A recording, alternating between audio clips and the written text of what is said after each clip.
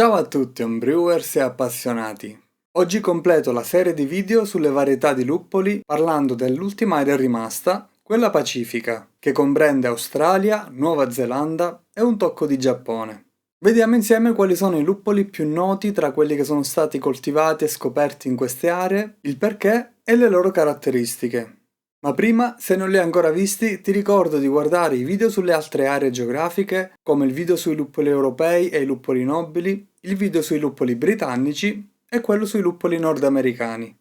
Ma anche il video introduttivo sul luppolo come materia prima, dove si parla delle sue caratteristiche e delle tecniche di utilizzo. Li trovi nella playlist su come fare la birra in casa e lascio anche i link qui sotto in descrizione.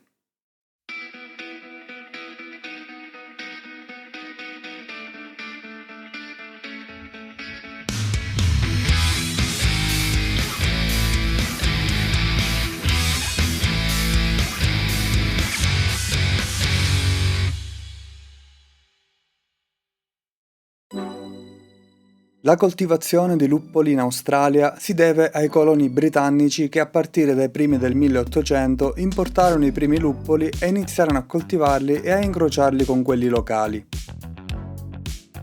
Le prime coltivazioni nacquero in Tasmania, presso la regione di Victoria e nel New South Wales.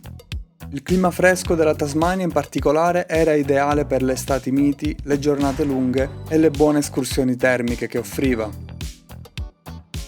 Le varietà coltivate erano principalmente Fuggle, Goldings e Cluster. Le birre su cui venivano impiegati erano le moderne lager industriali di quell'epoca, birre pensate per il consumo di massa, molto carbonate e che non badavano particolarmente ad altri aspetti organolettici. Le coltivazioni davano maggiore importanza infatti alla resa e alla resistenza a parassiti e muffe. Ma poi anche, come accadde nel Nord America, iniziarono a sviluppare luppoli dal contenuto di alfacidi sempre maggiore. La svolta iniziò infatti negli anni 50 con il primo luppolo moderno australiano. Considerato il padre dei luppoli australiani moderni, il Pride of Ringwood deriva da un incrocio tra un britannico denominato Pride of Kent e un luppolo autoctono della Tasmania. Nasce nel 1953 a Ringwood, un sobborgo di Melbourne. Messo poi in commercio nel 1965, è un luppolo nato per l'uso in amaro, esprime aromi erbacei e citrici con sfumature terrose e legnose. È ricco di sali nene che lo rende delicato perché è di facile ossidazione, con il rischio di tirar fuori sentori di stantio che possono arrivare anche a ricordare il formaggio. Fu la prima scelta per le birre australiane a bassa fermentazione e per birre di stampo britannico. Era un luppolo performante, ma ancora molto ruvido, poco gentile e non facile da gestire. Derivato dal Pride of Ringwood, il Super Pride invece fu coltivato dal 1987 e rilasciato in commercio nel 1995. Come suggerisce il nome, ha un contenuto di alfacidi superiore al suo progenitore e ne condivide il profilo aromatico ma con tratti più gentili e sentori più fruttati che lo rendono più adatto a stili come Pale Ale e India Pale Ale, oltre che Lager. Sviluppato per essere anche più stabile e meglio coltivabile del suo predecessore, oggi è stato messo in secondo piano da luppoli più espressivi e apprezzati sviluppati in seguito. Coltivato dagli anni 80 è rimasto popolare fino al 2008, il Topaz è un luppolo nato da un incrocio tra varietà locali ad alti livelli di alfacidi con un inglese del Y College. È un luppolo ambivalente che esprime aromi resinosi ed erbacei con un tocco di frutta tropicale. Dà il suo meglio in late e dry hopping, si apprezza in birre come American Pale Ale ed American IPA, ma grazie alle sue note erbacee si apprezza anche su stili britannici come Bitter ed English IPA. In birre con OG più elevata esprime anche un tocco di frutta tropicale che ricorda il lychee. Messo a punto dalla Hop Product Australia, il Galaxy è oggi la varietà australiana più nota nel mondo e anche la più coltivata. Nel 2019 rappresentava il 55% dei luppoli coltivati in territorio australiano. Messo a punto nel 1994, discende da incroci tra australiani Super Alpha con il tedesco Perl e si trova in commercio dal 2009. È un luppolo ambivalente che è particolarmente apprezzato per i suoi oli essenziali che possono raggiungere concentrazioni molto elevate. Esprimono sentori di ananas e frutta tropicale, con note in sottofondo floreali, speziate e di pino. Molto versatile, si presta sia in amaro che nell'uso in aroma e dry hopping. Ottimo per pale ale, IPA americane, birre con frutta, sour e wild ale. Imparentato con il Galaxy, derivato da un incrocio con uno Spalt tedesco, troviamo l'Ella. Rappresenta il terzo luppolo più coltivato in Australia, selezionato dal 2011 ed in commercio dal 2007. È un luppolo da elevati livelli di alfacidi, ma che sa esprimere un profilo da luppolo nobile in bollitura e a dosaggi controllati con sentori tipicamente speziati, fino a esplodere con sentori di frutta tropicale se usato più generosamente. Si presta bene su lager e pilsner di stampo moderno ed India Pale Lager. Sviluppato nel 2000 a Victoria a partire da un incrocio tra un Super Alpha australiano e un inglese del Y College, messo in commercio nel 2013, il Vic Secret dopo il Galaxy rappresenta il luppolo australiano più coltivato.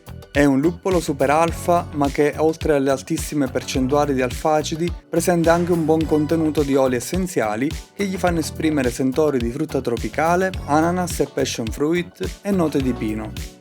In bollitura, oltre all'amaro, conferisce anche note terrose, ma dà il suo meglio in whirlpool e dry hopping. Ottimo per pale ale e India Pale Ale.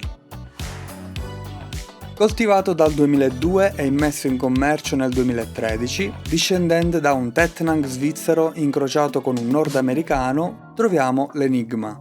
Altro luppolo ricco di alfacidi, ma sviluppato per l'uso in aroma, esprime un aroma di frutta tropicale e drupacee, con un tocco di frutti di bosco e ribes, adatto a tutti gli stili luppolati da semplici pale ale e single hop ad IPA, New England IPA e White IPA. Luppolo moderno selezionato nel 2014 e messo in commercio nel 2015, troviamo il Melba. È un luppolo d'aroma da livelli di alfacidi medi. Si apprezza meglio in late boil e dry hopping, dove esprime un ampio ventaglio di aromi che vanno dal passion fruit ad ananas all'agrumato con note di pompelmo, passando per pesca, pino e resina. Offre anche un tocco speziato delicato se usato in bollitura. Si presta bene su Australian Pale Ale, New England IPA, birre double dry hopping, Pale Ale e moderni IPA in generale, ma anche su moderne pilsner australiane e neozelandesi. Varietà immessa in commercio di recente, ma frutto di una lunga sperimentazione iniziata nel 2004, troviamo l'Eclipse. Deriva da incroci tra Faggle, Brewer's Gold, Comet e Pride of Ringwood.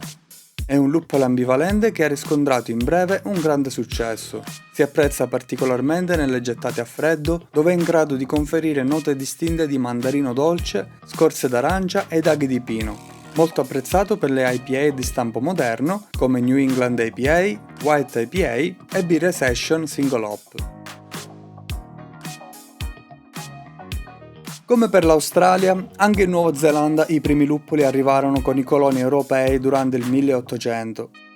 Le prime coltivazioni si svilupparono presso la regione di Nelson, che offriva un clima marittimo temperato, con buona esposizione solare ed escursioni termiche ottime, oltre che a terreni molto fertili. Le varietà coltivate agli inizi erano le stesse del territorio australiano. L'isolamento geografico però permise lo sviluppo di varietà adattate al territorio che insieme agli incroci con luppoli europei ed americani favorì poi la nascita di luppoli molto ben caratterizzati e con profili aromatici diversi da quelli europei e statunitensi.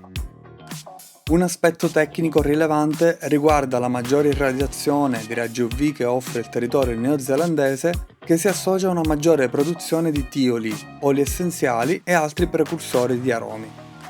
Anche qui le prime birre a cui erano destinati luppoli coltivati erano lager e qualche alta fermentazione britannica. I primi luppoli sviluppati erano infatti discendenti dai luppoli nobili europei pensati per lo stesso utilizzo. Solo negli anni 2000 arriva la rivoluzione vera e propria che porterà la Nuova Zelanda nel pieno della rivoluzione craft delle birre luppolate. Partiamo dai primi e troviamo il Green Bullet. luppolo storico neozelandese, riferimento per decenni per le birre neozelandesi di base a bassa fermentazione, è una varietà locale in commercio dal 1972, ma sviluppato negli anni 40 per resistere a dei parassiti locali. È frutto di un incrocio tra un faggol ed un autoctono. Luppolo ambivalente da elevato contenuto di alfa-acidi, esprime sentori speziati e floreali similari ai luppoli sloveni, con note di prugna e frutta appassita. Tradizionalmente usato su birre a bassa fermentazione, ha trovato poi impiego anche su pale ale. Sviluppato dal New Zealand Institute for Plant and Food Research, rilasciato in commercio dal 1987, troviamo il Pacific Jam. È una varietà derivata dallo smooth cone incrociato con un California cluster ed un faggol. Luppolo principalmente d'amaro, grazie ai suoi elevati alfa-acidi, nell'uso in bollitura è in grado di conferire aromi resinosi e legnosi di quercia con note fruttate di mora che si esprimono al meglio nelle gettate tardive e a freddo. Si apprezza in birre a bassa fermentazione e birre con carattere affumicato o tostato come Rauchbier, Schwarzbier, Porter, ma anche India Pale Lager e Rye IPA. Rilasciato nel 98, frutto di incroci tra Saaz e un locale neozelandese, troviamo il celebre Motueka. Luppolo ambivalente, ma che si apprezza di più per l'uso in aroma, ma è anche in grado di conferire un amaro morbido grazie ai bassi livelli di coumulone. Esprime un profilo molto riconoscibile e apprezzato che include sentori citrici di lime e limone con sottofondo di frutta tropicale e note di erbe aromatiche che ricordano basilico e rosmarino.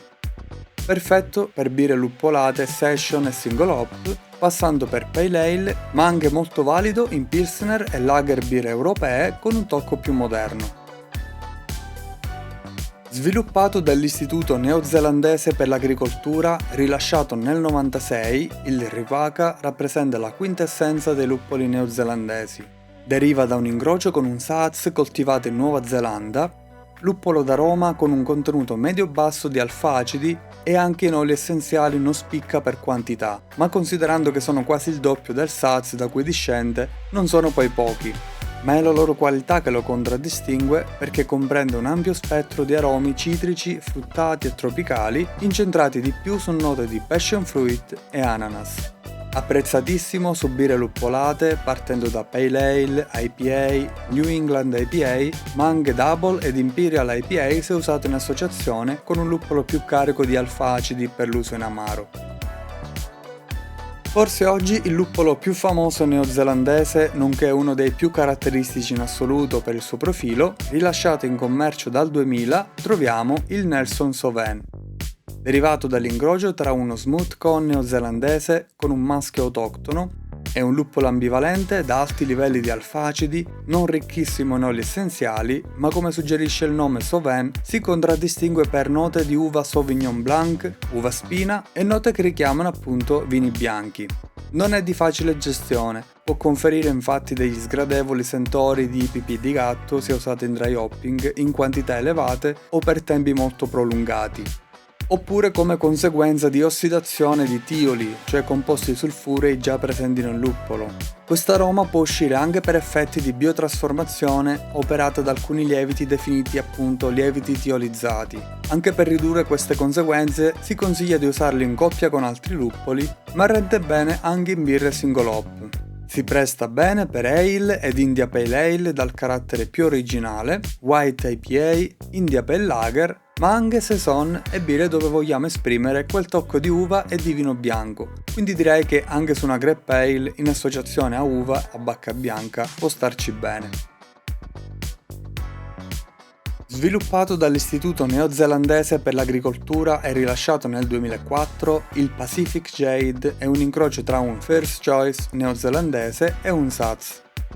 Adattato come luppolo d'amaro, dall'alto contenuto di alfa-acidi, ma dall'amaro morbido ed elegante, si presta bene anche nell'uso in aroma con note erbacee e speziate di pepe nero accompagnate a sentori citrici. Ottimo per l'uso in birre a bassa fermentazione. Rilasciato nel 2004, il Rakau è una delle varietà neozelandesi oggi più utilizzate. è un luppolo ambivalente dal contenuto medio-alto di alfacidi, ma dal ventaglio di aromi molto ampio che include aromi agrumati e citrici, fruttati di pomace come mela, pere, albicocca e resinosi. Adatto per tutti gli stili luppolati come American Pale Ale, New England IPA, White IPA, ma anche stili belgi dove si vuole accostare il carattere fruttato dei lieviti con quello del luppolo come Belgian Saison, Belgian Pale Ale, ma anche Belgian IPA. Rilasciato nel 2011 dal New Zealand Plant Food Research, troviamo un luppolo diverso dal solito, il Vai IT. Deriva da incroci tra Hallertau, Mittelfrüh e Liberty. È un luppolo d'aroma dai valori piuttosto bassi di alfa-acidi che risultano anche inferiori ai beta-acidi, cosa insolita per i luppoli contemporanei. Presenta bassi livelli di umulone, quindi un luppolo non dal grande potere amaricante, ma dal profilo gentile ed elegante per quanto riguarda gli oli essenziali. Si contraddistingue per bassissimi livelli di mircene e alti livelli di farnesene, che si associa a un aroma fresco e floreale, tratto in comune con i luppoli nobili europei. Esprime un aroma fruttato di frutta a nocciolo come pesca e albicocca, con sottofondo agrumato di limone e mandarino. Si presta meglio per birre session anche come singolo luppolo e birre delicate come India Pale Lager e New Zealand Pilsner, White IPA e Pale Ale. È valido anche su birre luppolate più spinte come New England IPA ed American IPA, ma in coppia con altri luppoli dal maggior contenuto di alfa-acidi per l'amaro. Sviluppato dal 2004, figlio di un Pacific Jade messo in commercio di recente nel 2020, troviamo il Nectaron. Luppolo d'aroma molto intenso ed espressivo, ha anche un elevato contenuto di alfa-acidi e bassi livelli di coumulone che si associano ad un amaro più gentile. Esprime aromi intensi di frutta tropicale dove prevale l'ananas e il passion fruit. Segue poi pesca e pompelmo.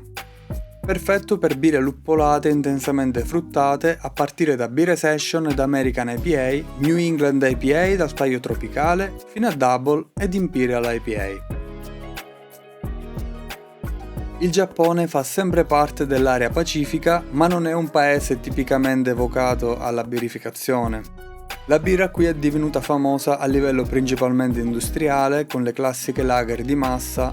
In terra nipponica troviamo però un luppolo degno di nota, nato e divenuto famoso solo per un caso fortuito. Parlo del Sorachi Ace, sviluppato nel 1984 dal dottor Yoshitada Mori del birrificio Sapporo, deriva da un incrocio tra il Brewer's Gold, il Satz ed il Beikei numero 2. Inizialmente questa nuova varietà non ottenne il risultato sperato e rimase in disparte, fino al 1994 quando alcuni rizomi vennero recuperati dall'Università dell'Oregon e introdotti poi in piantagioni americane, finché nel 2006 viene poi riscoperto e rilasciato in commercio. Nel 2009 ottenne fama e successo presso vari birrifici come il birrificio Brooklyn che lo scelse per la sua Sorachi Ace Farmhouse Saison. È un luppolo ambivalente che si presta nell'uso in amaro ed aroma, anche come luppolo singolo, ha dei livelli di alfacidi elevati con livelli medio-bassi di coumulone. Gli oli sprigionano aromi che vanno dal limone al lime e un sentore erbaceo e aromatico di aneto che è l'elemento che lo rende un po' stravagante rispetto ad altri luppoli noti. Da attenzionare l'uso in dry hopping perché i sentori di aneto possono risultare invadenti. Si presta bene per Pale e India Pale Ale, ma anche Belgian Ale, Belgian Wheat Beer e Saison.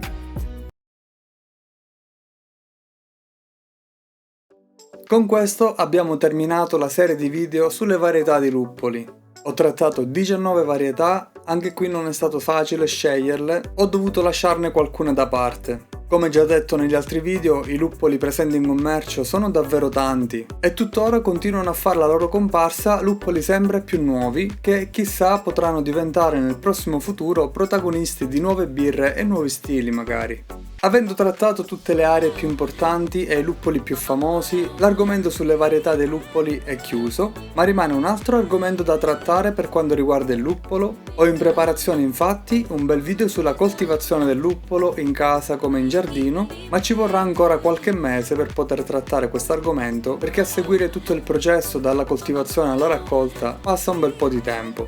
Nel frattempo fatemi sapere qui sotto nei commenti cosa ne pensate dei luppoli di cui ho trattato in questo video, se li conoscevate già, li avete già usati, che risultati avete avuto, o se ce ne sono altri di cui non ho parlato, ditemi pure la vostra esperienza. Se il video vi è piaciuto vi invito a lasciare un like qui sotto e dei punti hype.